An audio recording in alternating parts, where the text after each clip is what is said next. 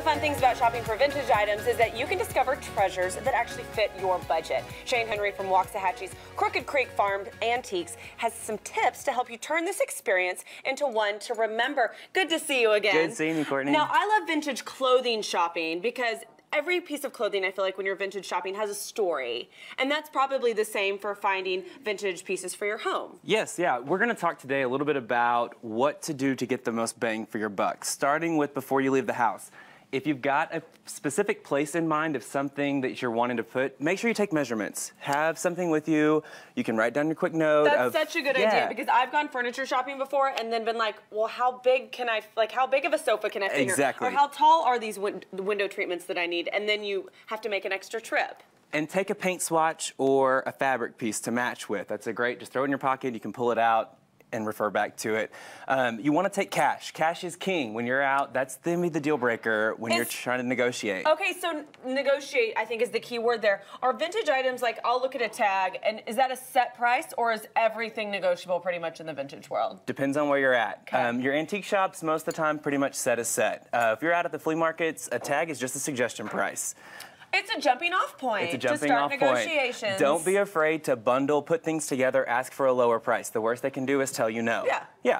But cash, sometimes, if you have cash instead of credit card, you can say, I'll give you $100 cash for this, or they'll say, no, it's $150 with a credit card. Exactly. Because then they have to pay credit card fees. Exactly. Got You're it. on Okay. it. Yeah. So See, I'm a good shopper. You're a good shopper. Yeah. I Not kind my of figured first you rodeo. were. Didn't think it was. Something else you want to think about is what you're going to take with you. We talked about cash. Take a pen and paper, something to write down how much you're spending and what you're spending. Set your budget before you leave. Know what you're going to be willing to spend, because let's face it, you can get carried away out there with the junk. Right? I know. With all that, seriously. Yes. I'm the person, I'm like, well, I'll never find this ever again. I have to get this. Right, and that's a good point.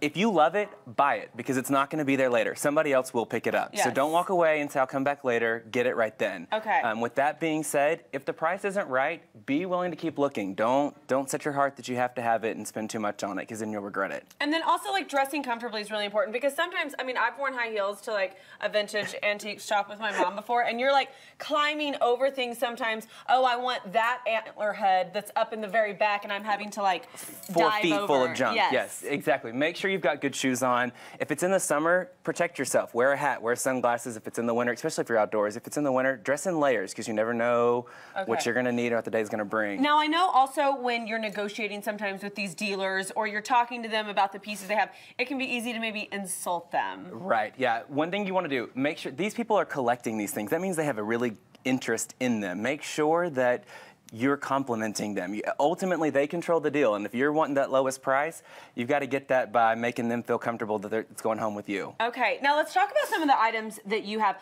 Like, my mother, she loves dinnerware pieces like this. I feel like I see them at a lot of antique stores. If I'm looking to buy something like this, how would I know it's a quality piece versus something that maybe they got at Home Goods and then put a sticker on? Yes, you know what I'm saying? We talked about taking things with you. Take a magnifying glass. On the bottom of silver plate, you're going to get stamps and marks. Educate yourself a little bit before you leave. Okay. Take your magnifying glass and look at those marks. And, like, maybe look on, like, just Google and say, like, I'm looking for this. What do I need to look for authenticity? Exactly. Okay. Now, plates also. Or maybe some tips that, same for them, look at the backs? China is right in the same key. I call them plates. I'm so white trash. Well, plates. It's China. It's China. Fine it's China. Yeah. Wow. You can China's tell I've never done a wedding registry, right? China's a difficult one because there's so much of it out there. You really need to know what you're doing before you get there. A lot of your dealers are going to tell you. They're going to tell you what kind of pieces they have. Jump on Google, check out their story, and then buy it. Okay. And then now let's get to some of this other stuff up here in the front. Now, you mentioned, once again, when we find some of the big pieces, always measure in advance. Yeah. Now, a lot of these maybe artwork pieces, how do I know, once again, what's an authentic art piece versus what's just maybe a reprint? Or when you're dealing with junk, if you love it, buy it and do it. I mean, it's not, especially... Mom, don't listen to that. Right. Your house is full. Especially when you're looking up here at the front.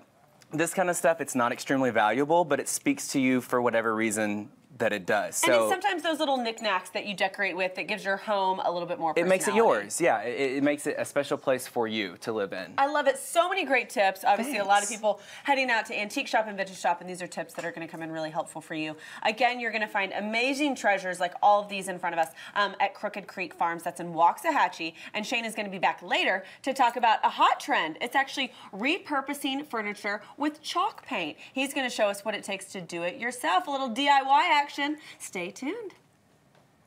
Oh, there's the prompter. We've got a sweet tooth coming up here at the broadcast. Julie from Savor at Clyde Warren Park is going to help us treat us with some delicious desserts this morning. Stick around to see what she's whipped.